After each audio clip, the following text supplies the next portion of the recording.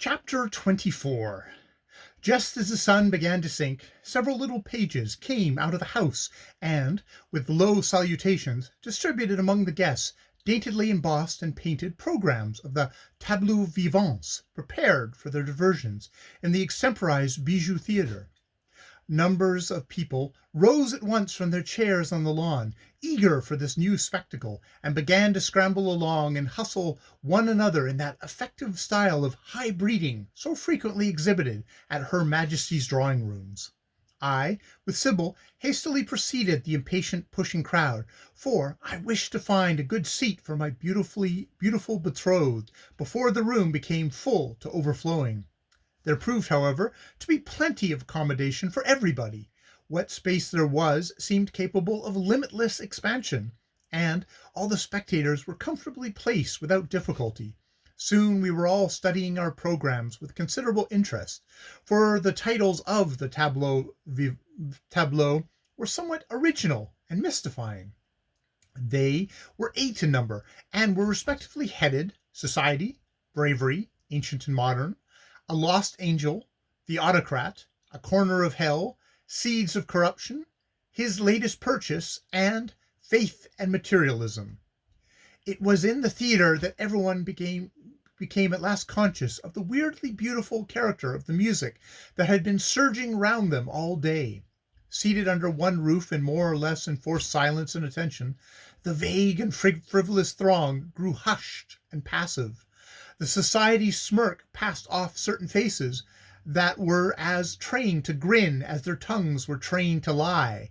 The dreadful giggle of the unwedded manhunter was no longer heard, and soon the most exaggerated fashion plate of a woman forgot to rustle her gown.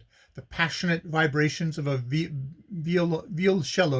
violoncello, superbly played to a double harp accompaniment, throbbed on the stillness with a beseeching depth of sound.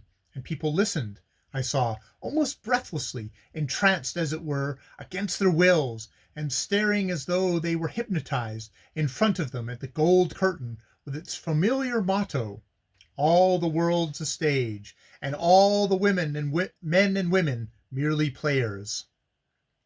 Before we had time to applaud the violoncello solo, however, the music changed, and the mirthful voices of violins and flutes rang out in a waltz of the giddiest and sweetest tune. At the same instant, a silvery bell tinkled, and the curtain parted noiselessly in twain, disclosing the first tableau, Society.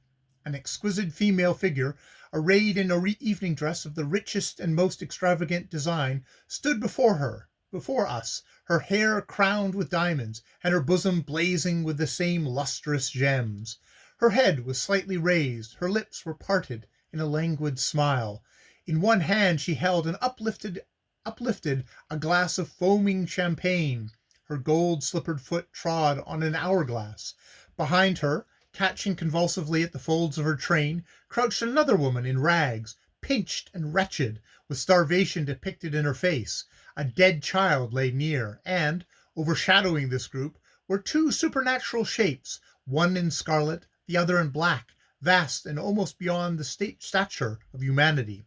The scarlet figure represented anarchy, and its blood-red fingers were advanced to clutch the diamond crown from society's brow. The sable-robed form was death, and even as we looked, it slowly raised its steely dart in act to strike. The effect was weird and wonderful, and the grim lesson the picture conveyed was startling enough to make a very visible impression. No one spoke, no one applauded, but people moved restlessly and fidgeted on their seats.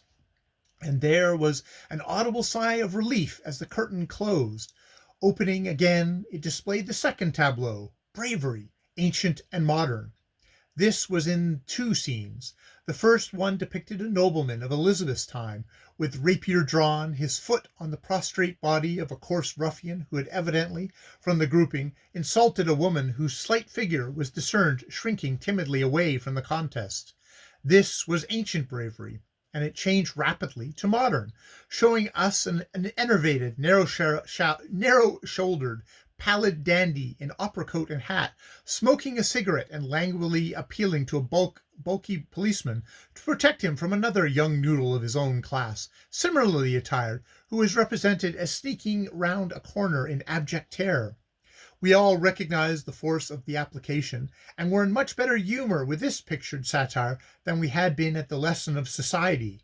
Next followed A Lost Angel, in which was shown a great hall in the palace of a king, where there were numbers of brilliantly attired people, all grouped in various attitudes, and evidently completely absorbed in their own concerns, so much so as to be entirely unconscious of the fact that in their very midst stood a wondrous angel, clad in dazzling white, with a halo round her fair hair, and a glory as of the sunset on her face, her half-drooping wings.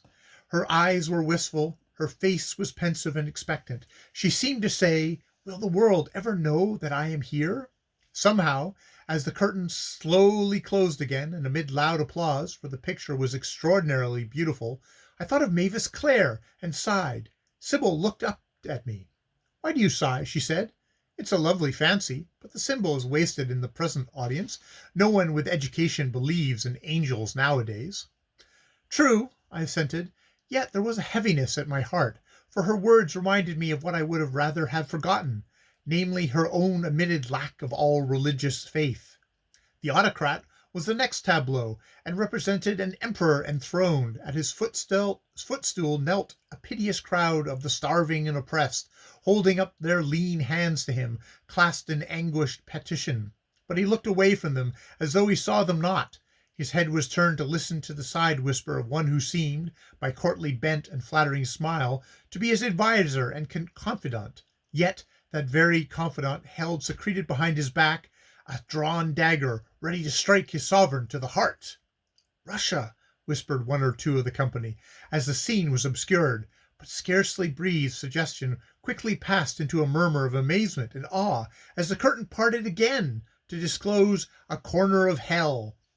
This tableau was indeed original, and quite unlike what might have been imagined as the conventional treatment of such a subject. What we saw was a black and hollow cavern, glittering alternately with flashings of ice and fire. Huge icicles drooped from above, and pale flames leapt stealthily into view from below, and within the dark embrasure the shadowy form of a man was seated, counting out gold, or what seemed to be gold. Yet, as coin after coin slipped through his ghostly fingers, each one was seen to change to fire, and the lesson thus pictured was easily read. The lost soul had made its own torture, and was still at work intensifying and increasing its own fiery agony.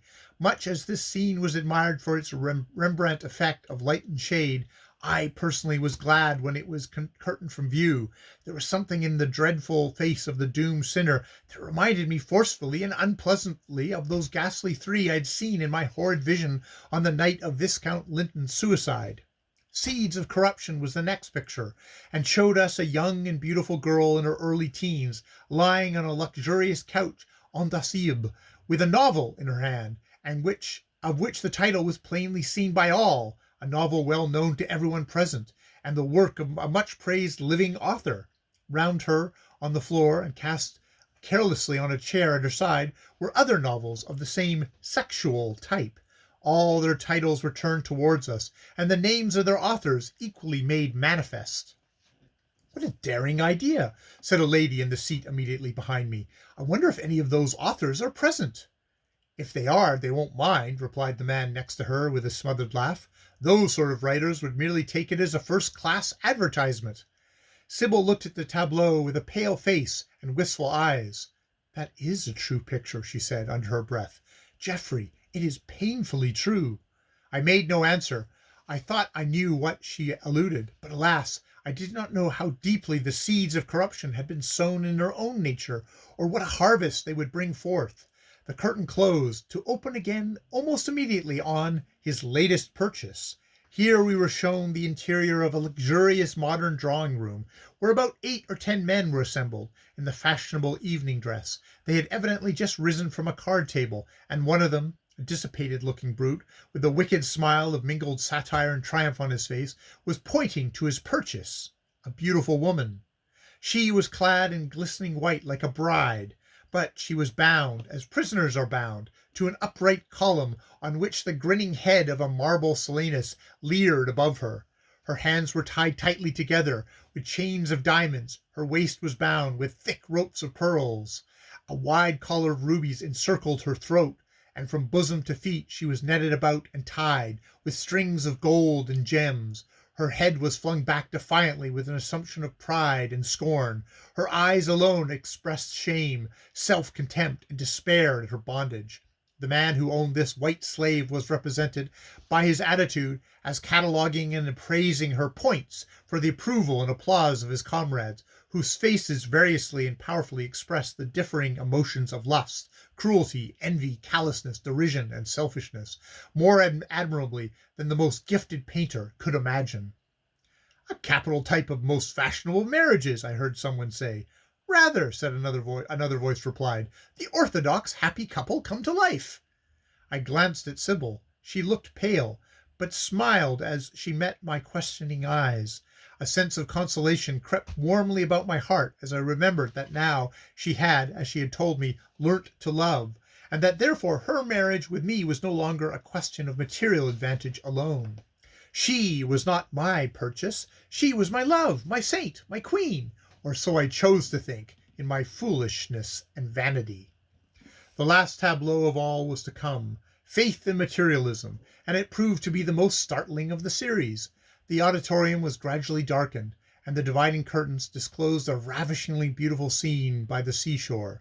A full moon cast its tranquil glory over the smooth waters, and, rising on rainbow wings from the earth towards the skies, one of the loveliest creatures ever dreamt of by poet or painter floated angel-like upwards, her hands holding a cluster of lilies clasped to her breast, her lustrous eyes full of divine joy, hope, and love. Exquisite music was heard. Soft voices sang in the distance a choral of rejoicing. Heaven and earth, sea and air, all seemed to support the aspiring spirit as she soared higher and higher in ever-deepening rapture when, as we all watched that aerial flying form with a sense of keenness, delight, and satisfaction, a sudden crash of thunder sounded.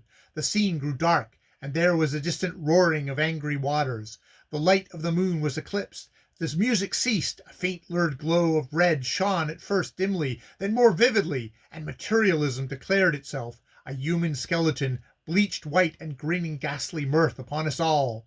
While we yet looked, the skeleton itself dropped into pieces, and one long twining worm lifted its slimy length from the wreck of the bones, another working its way through the eye hole of the skull. Murmurs of genuine horror were heard in the auditorium. People on all sides rose from their seats. One man in particular, a distinguished professor of sciences, pushed past me to get out, muttering crossly, "This may be very amusing to some of you, but to me it is disgusting." "Like your own theories, my dear professor," said a rich, laughing voice, as Lucio met him on his way, and the Bijou Theatre was again flooded with cheerful light. "They are amusing to some, and disgusting to others. Pardon me, I speak of course in jest, but I designed that tableau specially in your honor." "Oh, you did you?" growled the professor. "Well, I didn't appreciate it." "Yet you should have done, for it is quite scientifically correct," declared Lucio, laughing still. "Faith with the wings, whom you saw joyously flying towards an impossible heaven, is not scientifically correct. Have you not told us so? But the skeleton and the worm were quite of your cult. No materialist can deny the correctness of that complexion to which we must all come to at last. Positively, some of the ladies look quite pale. How droll it is that while everybody, to be fashionable and in favor with the press, must accept materialism as the only creed, they should invariably become affrighted, or let us say offended, at the natural end of the body as completed by material agencies." "Well, it is not a pleasant subject, the last tableau," said Lord Elton, as he came out of the theatre with Diana Chesney hanging confidingly on his arm. "You cannot say it was festal." "It was, for the worms," replied Lucio gaily. "Come, Miss Chesney, and you, Tempest, come along with Lady Sybil. Let us go out into the grounds again, and see my will-o'-wisp lighting up." Fresh curiosity was excited by this remark. The people quickly threw off the gruesome and tragic impression made by the strange tableau just witnessed, and poured out of the house into the gardens, chattering and laughing more noisily than ever. It was just dark, and as we reached the open lawn we saw an extraordinary number of small boys, clad in brown, running about with will-o'-wisp lanterns. Their movements were swift and perfectly noiseless. They leaped, jumped, and twirled like little gnomes over flower beds, under shrubberies, and along the edges of paths and terraces, many of them climbing trees with the rapidity and agility of monkeys. And, wherever they went, they left behind them a trail of brilliant light. Soon by their efforts all the grounds were illuminated with a magnificence that could not have been equalled even in the historic fetes of Versailles. Tall oak trees and cedars were transformed to pyramids of fire blossoms. Every branch was loaded with colored lamps in the shape of stars. Rocks hissed up into the clear space, showering down bouquets, wreaths, and ribbons of flame. Lines of red and azure ran glowingly along grass borders, and amid the enthusiastic applause of the assembled spectators, 8 huge fire fountains of all colors sprang up in various corners of the garden, while an enormous golden balloon, dazzlingly luminous, ascended slowly into the air and remained poised above us, sending from its glittering car hundreds of gem-like birds and butterflies on fiery wings that circled round and round for a moment and then vanished. While we were yet loudly clapping the splendid effect of this sky spectacle, a troop of beautiful girl dancers in white came running across the grass, waving long silvery wands that were tipped with electric stars, and to the sound of a strange tinkling music seemingly played in the distance on glass bells, they commenced a fantastic dance of the wildest yet most graceful character. Every shade of opaline color fell upon their swaying figures from some invisible agency as they tripped and whirled, and each time they waved their wands, ribbons and flags of fire were unrolled and tossed high in the air, where they gyrated for a long time like moving hieroglyphs. The scene was now so startling, so fairy-like and wonderful that we were well nigh struck speechless with astonishment, too fascinated and absorbed even to applaud. We had no conception how time went, or how rapidly the night descended, till all at once, without the least warning, an appalling crash of thunder burst immediately above our heads, and a jagged fork of lightning tore the luminous fire balloon to shreds. 2 or 3 women began to scream, whereupon Lucio advanced from the throng of spectators and stood in full view of all, holding up his hand. "Stage thunder, I assure you," he said playfully, in clear, somewhat scornful voice. "It comes and goes at my bidding. Quite part of the game, believe me. These sort of things are only toys for children. Again, again, ye pretty petty elements," he cried, laughing and lifting his handsome face and flashing eyes to the dark heavens. "Roar your best and loudest. Roar, I say." Such a terrific boom and clatter answered him as baffled all description. It was as if a mountain of rock had fallen into ruin. But, having been assured that the deafening noise was stage thunder merely, the spectators were no longer alarmed, and many of them expressed their opinion that it was wonderfully well done. After this there gradually appeared against the sky a broad blaze of red light like the reflection of some great prairie fire. It streamed apparently upwards from the ground, bathing us all where we stood in its blood-like glow. The white-robed dancing girls waltzed on and on, their arms entwined, their lovely faces irradiated by the lurid flame, while above them now flew creatures with black wings, bats, owls, and great night moths that flapped and fluttered about for all the world as if they were truly alive and not merely stage properties. Another flash of lightning, and one more booming thud of thunder, and lo, the undisturbed and fragrant night was about us, clear, dewy, and calm. The young moon smiled pensively in a cloudless heaven. All the dancing girls had vanished.